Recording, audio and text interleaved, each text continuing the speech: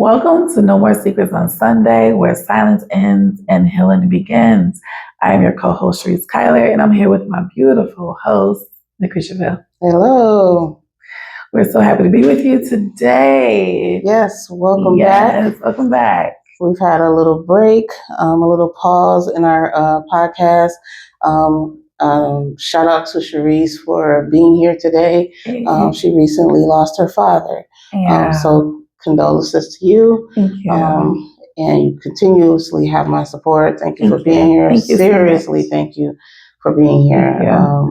I know she's a superwoman. So to be honest, she was trying to get here a little earlier, and I kind of pushed it off, because she was trying to show up like right after. Right. Like, no, you need space. And that brings us to the conversation today about grief. And so we thought it was appropriate to really talk about grief in a lot of different ways. But, it's really huge when you lose somebody in your life. I want Chariece to kind of share her experience today and just talk about the space that she needed, the different things that she needed going through this journey over the last month and a half or so. It's been about, a little over a month. So thank you, first of all. Mm-hmm. And I know, you know me, I'm a busy beaver, so my whole thing is just like, all right, let's jump back in, let's do it. Yes. And I'm more than grateful to you.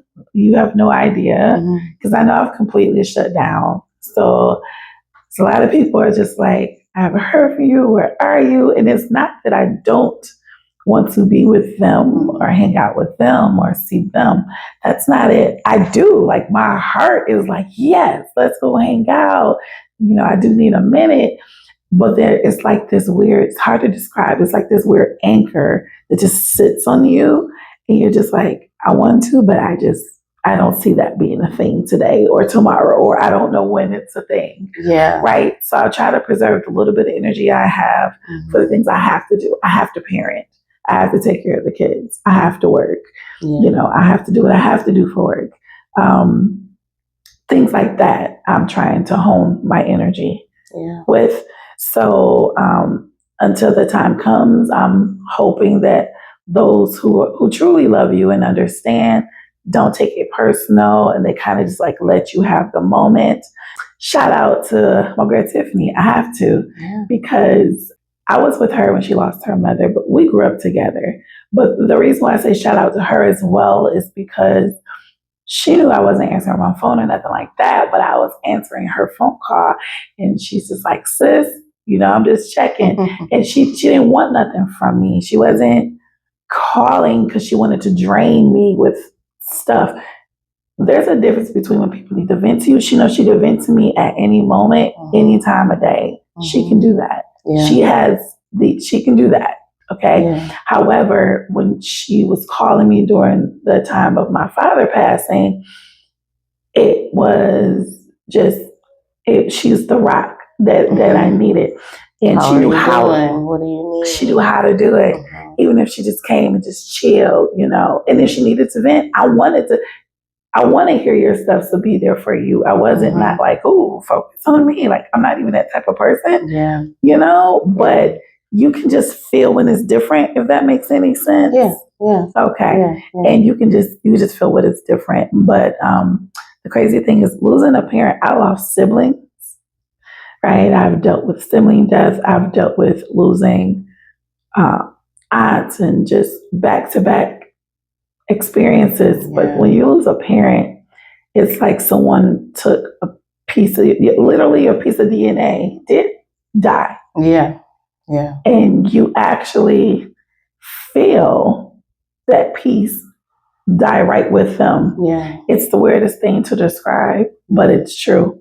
I don't care what the relationship might have been, you feel it. When that DNA left, there was a part of you that left as well.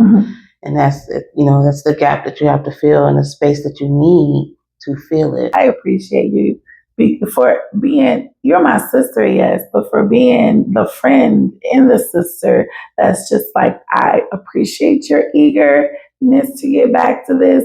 But however, no. Yeah, let's chill. Let's just chill. We gonna just chill. So I was very appreciative of that. Thank you again for that. And it was just a lot. Yeah, that's what the community is about, right? Yeah. Like, we are here on the healing journey to have that sacred space, right? If we want that sacred space back, we can't demand others to not have theirs, right? So if it's something that, you know, you're trying to do in your life, but it's not lining up with that other person, sit back, chill back. You know what I mean? Yeah. And let that person have their space, especially in a time like that.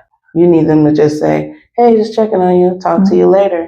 You know what I'm saying? Yeah. It could be like a 30-second conversation. My best friends, they know, because we're the same person. All three of us are literally the same human being in three bodies. So we pretty much handle everything the same way. Yeah. So the beauty with them is I didn't have to say, oh, you guys, I just need to. No, they were operating as I was operating. They know what to do. They know how to move when it comes to me. We're the type of people that if we are going out, we're going to have a ball. But if we also just want to have a whole bunch of introvert time, but we want to be together, we will sit on the opposite side. Kind of people. Right. We will sit on the opposite sides of the couch with a blanket and a book and have the best. Have the best day ever. No, and then we'll eat and then go right back to, like crack a joke, boom, back to your book. And for us, that's a big deal. And for a lot of people, they're like, that sounds boring. Well, that's us though. What you might equate that to is partying all the time, where for us, this is what we want to do. This is our happy place. Yeah. And especially when you're going through a very vulnerable time, my friends who understand that's what's needed. It's a weird shell you feel like you're in, and I know that we're here talking about grief. And that's one of the things with grief that people don't understand. Everyone handles it differently, for one, right? There's different forms of grief and everyone handles it differently. Yeah. However, it's like you have this, for me personally, it's like this shell that comes over you. And I could be out, like we've stepped out. And I enjoyed the time because that was like my first time really out. I'm not with my siblings. I'm not, planning a funeral or something like that. Like everything kind of just switched really fast for me overnight. Right. So it's like I wanted to be out, and then it's like, I'm in my little square right now. I still felt like I was in my square, even though we were out. But it felt like it was like a safe square space where there's people around and I'm out, I'm in my bubble, but I can look at you and we could crack a joke. And I can look at who's with us and we could crack a joke. And I still feel safe and I still feel like no one's pulling from me and no one's trying to drain me or only want me out for them. Sometimes you have to just really be careful because some people really only want you better for them.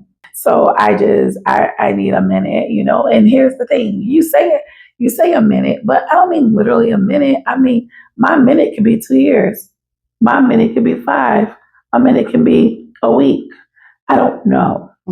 But all I know is grief has no time limit on it. There's people I know who've lost people. It could be 20 years ago and still feel like it happened yesterday. You are not in any position to say why you feeling like that. I think that's so important for people to know because it's so different for each person, and to just give people the space and the no judgment.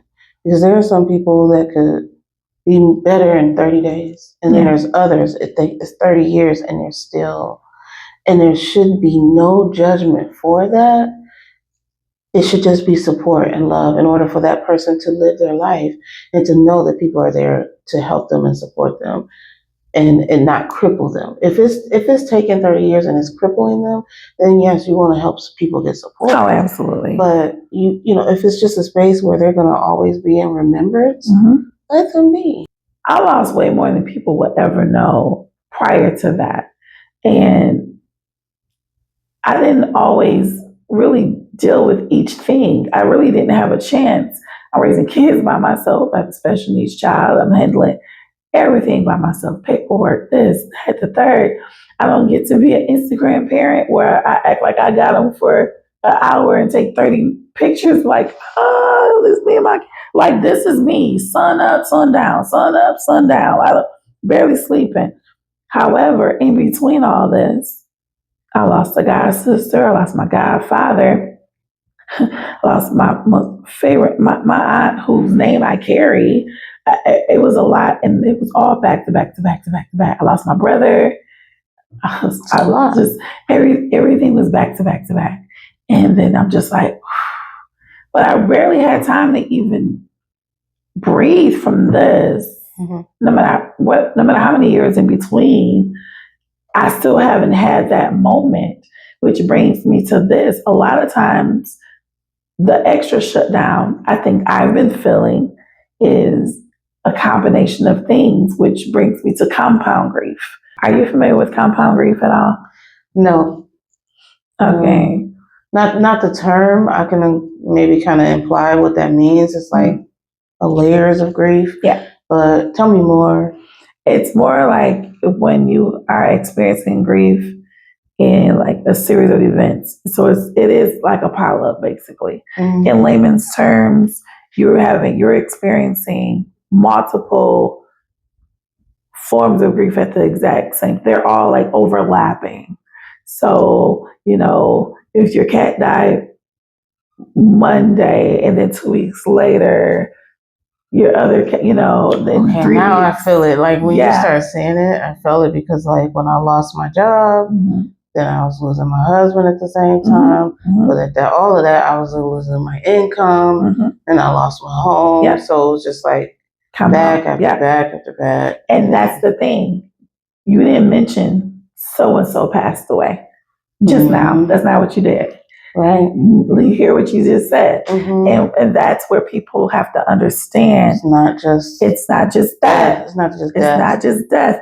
And so I remember like I was trying to handle so many things while everybody was dying, like back to back to back. I was going through the worst bullying and verbal abuse at my job at the time. And I knew I had to make a decision to leave. But then if I leave, that messes up my income. And if that happens, I can't handle what I was trying to handle, that I had, everything was lined up. I knew what I was approved for this, that, and the third. I was ready. Everything was great. Everything was working out. And boom, everything happened at the same time. That's happening. I'm trying to get out of a verbally abusive relationship on top of being bullied at work, on top of everyone start passing away. I just felt like, why am I here? Like it got that dark. Like if everything's just gonna fall apart, let me just end this now. But then I'm like, who's gonna take care of my kids? Nobody. So then it's like, and you go through these phases, but that's compound grief. It's so many things that you're grieving, and they layer up and they stack up, and it can shut you down in a lot of ways. It can cause a lot of health issues too, but before it even gets there, it just sits and it's layering. And I feel that I have developed, not that you know me, full Capricorn. Oh boy. I thought we were going to get through this podcast without your shenanigans. We can succeed. We can succeed. But I have always had a low tolerance for people, foolishness, BS, whatever.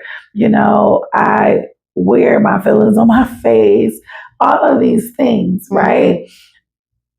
And now what I've noticed since my dad passed away, it's like times 30 of what I originally was feeling. Because now the difference is we've always known time is short. We've always known that's not nothing new. These phrases, these sayings, these things are not new. That's not new. We know time is short. Duh. But see, what happens is compound grief, and then a big thing that just hits you, and then your DNA is like gone, and you're trying to understand everything. Now your thinking goes, yeah, I really don't want anyone wasting my time. Yes. I don't know how much time I have. I don't know how long I have. So I don't want my time being wasted. I can't have you in my life to a level of where it's heavy, where you are demanding time of me where you're wasting my energy and my time. I literally just want to spend time genuinely with people who are not trying to drain me, who are actually adding to me. If you are adding to me and taking weight off of me, cool. If you're adding more weight to me, I can't do it. You understand what I'm saying? Because you're adding more weight and you're drowning me. I can't swim. I can't come up. You're doing too. You're adding more pounds on me, and I can't function. No. So my form of compound grief has also been a layer of, I don't have time to be wasted. Yeah. You know what I mean? And you get in that mode, like, no, I'm good. Yeah. Oh, all the time. All the time. You know, and people say, for me, it'll be like, you're closed off. You're not open. You have trust issues, and the term trust issues. I don't know. Maybe I'm gonna have to embrace it, because maybe I do have trust issues. Because I can't trust you to be in my space and honor it. You know what I mean? And if you're not doing that, then why have you there? Like you said, the time is short. We know it's short, but then we realize when we hit the depths of experiences in our lives and those dark places, you really don't have time anymore. Don't waste my time. Don't waste my time. I get it. I understand it, but how do people recognize whether or not they are, let's say, it's genuine and it's needed, or they actually have some places that they need to heal, that they're guarded? It's kind of a thin line for that. Oh, it's a very thin line. So you really have to know you, and you really have to do the work, because I am naturally guarded. I am naturally private. I naturally shut down on a regular day. And it doesn't mean I'm trying to be a jerk or whatever. I naturally have a wall. And when you're around your people, and when we say your people, it's like when you know that what people say, I don't like people, and I don't like the people. But if I'm with my people, where it doesn't feel like work, like I gotta be on this whole time to survive, that's work, that's energy, because that's a lot of oxygen that I feel like I have to use, versus when I'm with my people, I could just be laid back, crack jokes, cry if I need to, laugh about the crying after that, crack a joke about whatever, eat, sleep, whatever, and chill. And I'm not stressed about it. It doesn't feel like, oh my God, that took so much out of me. I really just need to step away for a minute. You don't feel like that when it's your people. Right. You're just like. So that's important for the community. Yeah. Is to get around the right people. You gotta have your right circle. Just kind of shift people around in your life at certain moments and at certain times in your life. Yeah. Because that's another thing to mention, is that doesn't mean that somebody doesn't need to be a part of your life, but in certain times in your life, they may not be necessary. Correct. Does that make sense? Yes. Because there's people in my life that, were a part of my life for a very long time, and then they're just gone. And it's not that I don't have love for them, or they're somebody I don't want to be around at all. But the space that I'm in, they're not needed. You know what I mean? And I'm not needed in theirs. We have to be so transparent and realistic about not just others, but ourselves. Like, there's people that don't need me in their life, for whatever reason. It's no negativity there. Like, you might not need me there, but there's some people that do. Yeah. So when you can align yourself with the right people, you give yourself space to have that healing and to have that surety that you are maximizing every single day to the best of your ability to live the best life that you want to live. Yep. That's it. And that's what it is. Once you cut the bull and say, you know what, I need to really start sifting out, that's the word I was looking for. Like, who's really, really got me, and it's not so much it got me, it's like, who makes me feel like I'm peopling? That means I'm pulling more energy than I actually own. That's a deficit, right? because you're taking more than what I got. Yeah. I don't have a lot in me already right now. And you're taking a lot, so you're putting me in a deficit. It's not, I'm definitely worse off than where I started because you just put me in a deficit emotionally. No. You need some people that's going to add to you.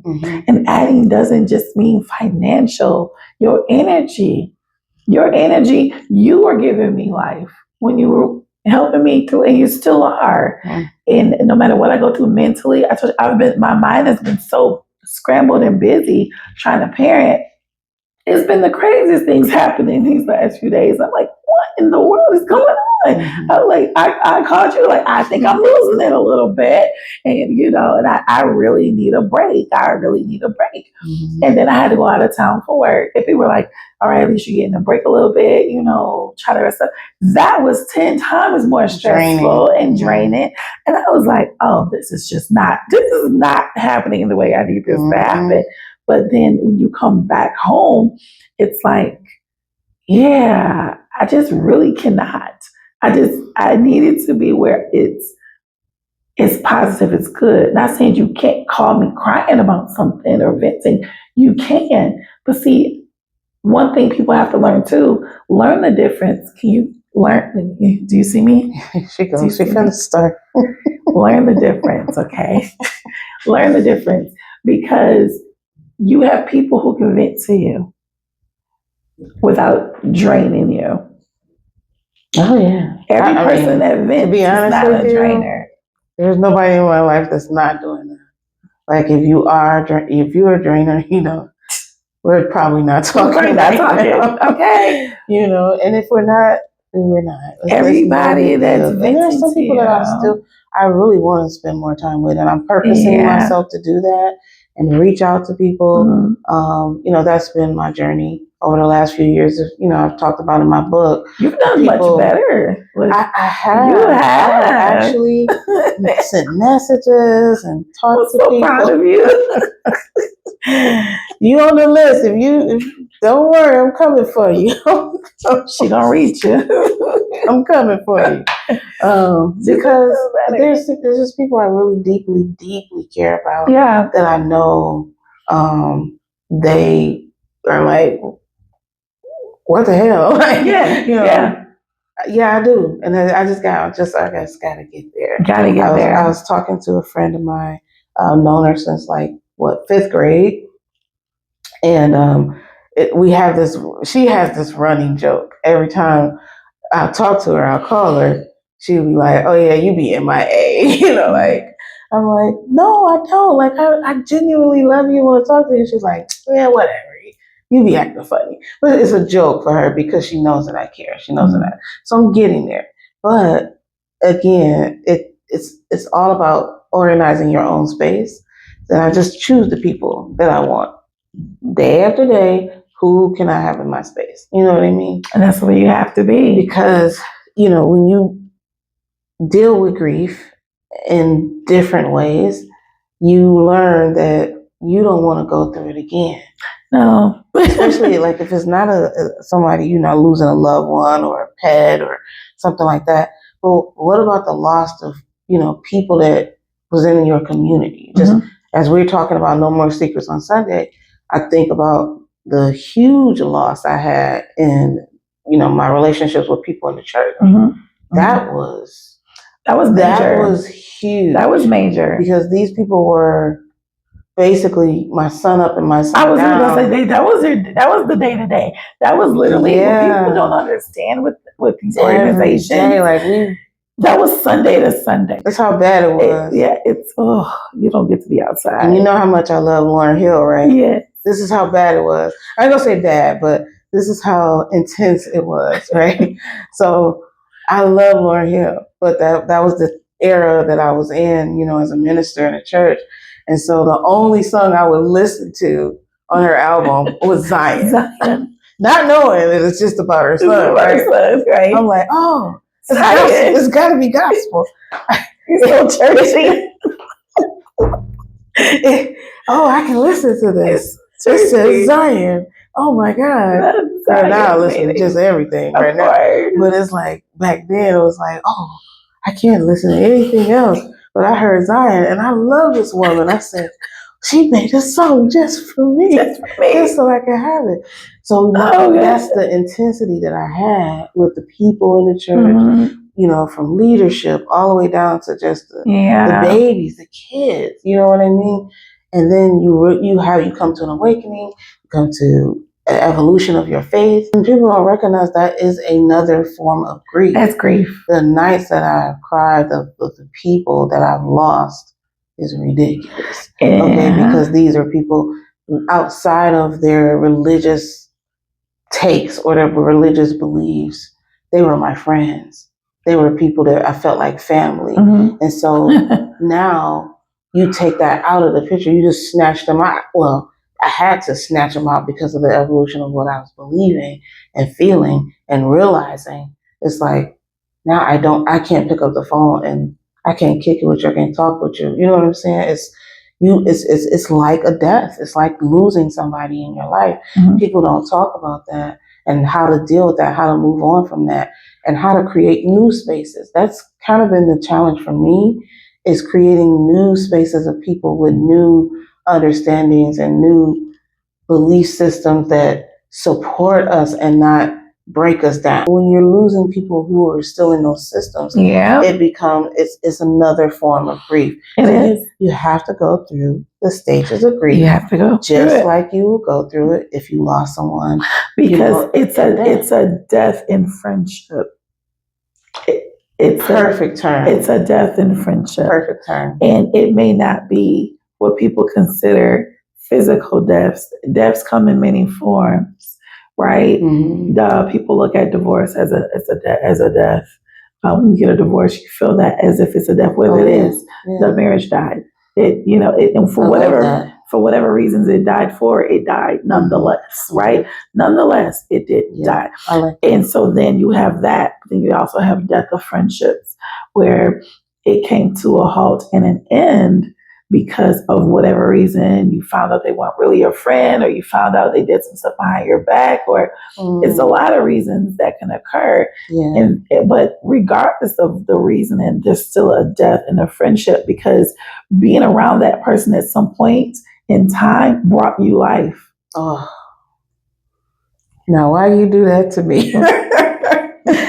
I'm probably gonna have to edit this. No, we keep it very real here, okay?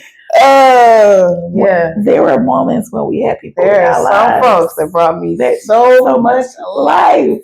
Yes. That are not in my space today. Yes. That I truly, deeply miss. Yeah. So, anyway, continue. This is why. This is the one podcast. She swears she's going to edit. No, because you know why? Let me tell you why. Because we don't fake nothing here. Everything's real. We don't fake nothing. That's true. That's the whole point of don't fake nothing. The community. Yeah, we don't cover the fake. Details have to. You got to join the SOS community for details, because I'm not sharing publicly. Absolutely not. Then you have to catch some other stuff to know my side is After Dark. Yeah, that podcast is on its way. We working on that one. It's for grown folks only. You gotta be grown. Okay? For my stuff is grown. Yeah, then I can really talk about the folks that I miss. The one, my favorite. The one, that's my favorite person.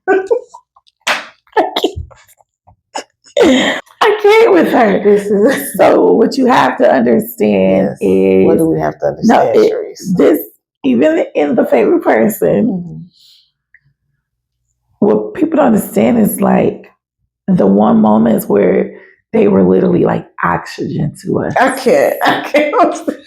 They were. It's the truth. And when the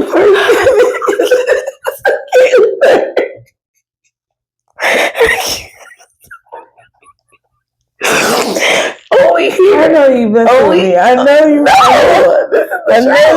This is not. See, this is after this podcast. We're gonna talk. I know what you're doing here. I know what you're doing. But I'm gonna try to get it. Okay, wait. I'm gonna. Hi, hello everyone. she really thinks I'm doing this on purpose, but I'm not. Like, this is literally what this is like. So but see how it applies. Mm-hmm. It applies because I know for me personally, when I've had people where it just felt like literal oxygen, like it was just like this person gave you life. Yes. You couldn't like, you felt that, right? Like you felt it. It was like the thought of them gives you oxygen. Reading something from them because it's attached to them gave you oxygen. At some point in time, things occurred where you slowly felt oxygen being taken away from you. You feel it being drained from you. Yeah. And that becomes a death in friendship. Mm-hmm. It's no different. And there's so many forms of grief. Mm-hmm. So many forms of grief. Yeah. And that, especially in these institutions. You know how people grab the thing and they kind of like fold it to stop the air? Mm-hmm. That's what it feels like. Mm-hmm. It's like the airflow just stops. Mm-hmm. You're just like stopping it. Yeah. And that's literally how it physically feels. Yes. That's how it physically feels. And it's not a good feeling. Mm-hmm. And you're just like, you can't really convey it in the moment. You just stop answering the phone. Yeah. Yeah. But you can feel it. Mm-hmm. But you know, like, I can't do this today. Yeah. And then today turns into, I can't do this. And then before you know it, a month went by. 2 months went by. And you're just like, yeah. And then it's 2 years. And then it's 2 years. Right. And then right, exactly. But then when you look up, you're like, oh, I actually haven't, I didn't realize that there's a little more peaceful without this. Yeah. It's complicated. I thought it was nitrogen. It was nitrogen. What was nitrogen? It was nitrogen. This is helium? What's going on in here? Some helium in here. I thought this was the tank. What is this? All this time, I thought this was oxygen. Oxygen, wrong tank. All this time. Oh my, darling.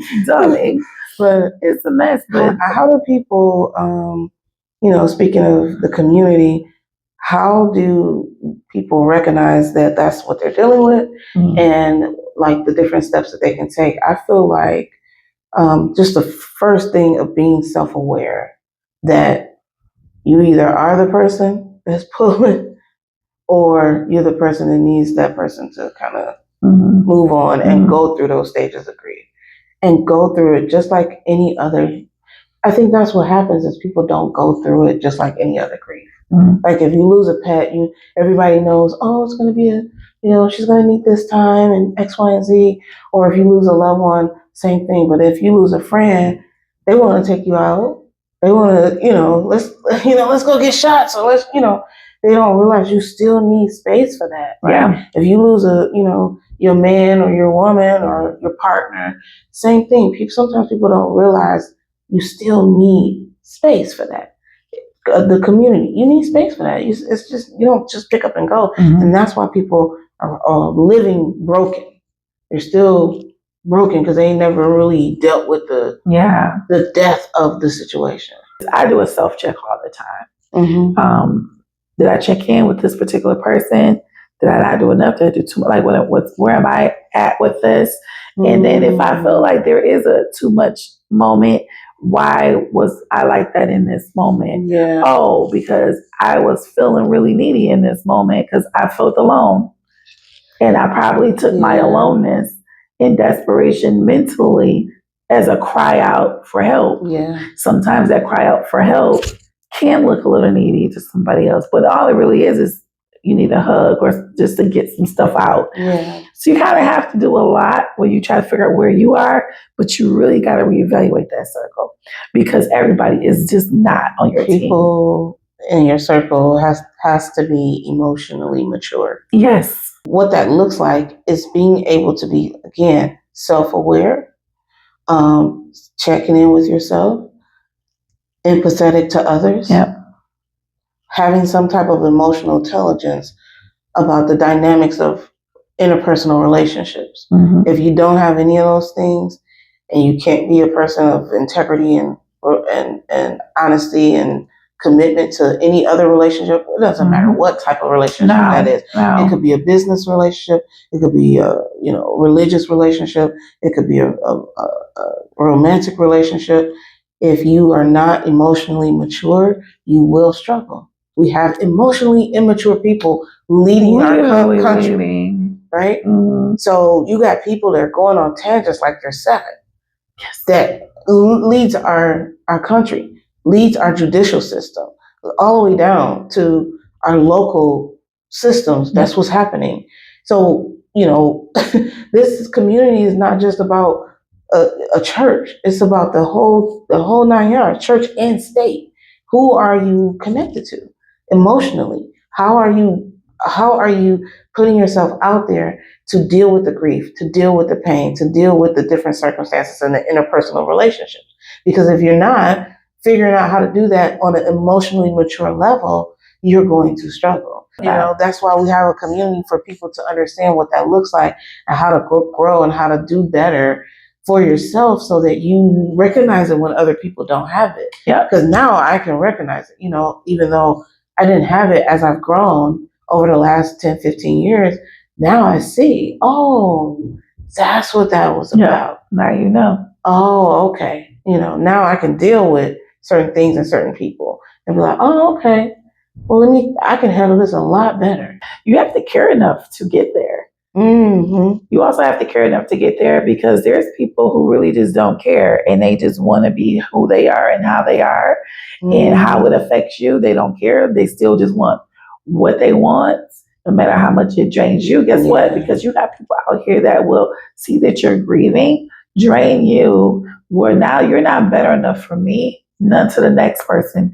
Drain this person, drain this person. It's so unfortunate. And that's just people who are really comfortable in that space. You really just have to be careful. And now you know that, oh, wait a minute.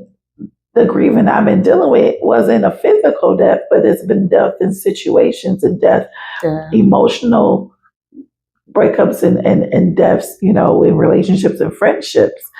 Okay, so how to cope with all that? Yeah. Here's the thing that's tricky with grief. I'm going to say there's literally no timetable to how, to feeling sad about something. Mm-hmm. But you will see a developmental change as the years go by. Mm-hmm. Yeah. And I think that's the thing to focus on.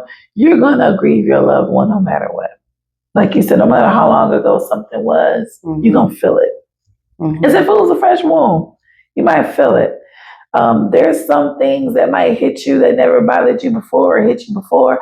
A song comes on, a smell, anything triggers, and it can be something, sometimes it's something that has nothing to do with nothing. And you just break out crying, like, where did this come from? I'm in the middle of the grocery store, girl. I'm trying to do something.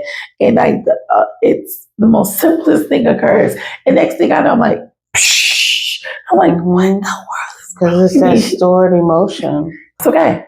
You are experiencing right now, still dealing with a physical death and loss. Yeah. But there's other losses that you're still also recovering from as well. Yeah. Being a single mom of 2, of 3, and just dealing with those things. Yeah. So I want people to start identifying those things as actual grief.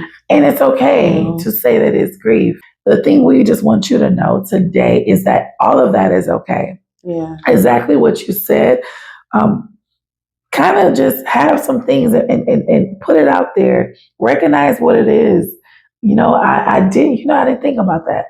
I'm grieving this friendship. Mm-hmm. And I'm grieving now that I lost my job.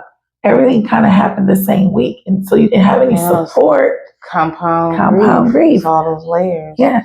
Yeah. You got to recognize it. And it's okay to recognize it because as soon as you do that, you can know how to speak to it. Mm-hmm. Yeah. I love that. And grief does not have to be somber. No. Right. We want to make sure we've harped on this, but grief can be you can experience grief and still have joy. I want to say, absolutely. You can, they have a term now when you lose a loved one. It's the celebration of life, right? It's a remembrance. It's a life. So the same thing you can do when you lost a relationship, of a romantic relationship or relationships in the church. You can still have great moments. Grief doesn't have to look like what you think it looks like or what the world has shown you on TV and all of that. Grief is a space for you to have remembrance of a situation and say, but I'm going to still be good. That's actually moving through grief. So let people grieve how you want to, okay? Grieve how you want to.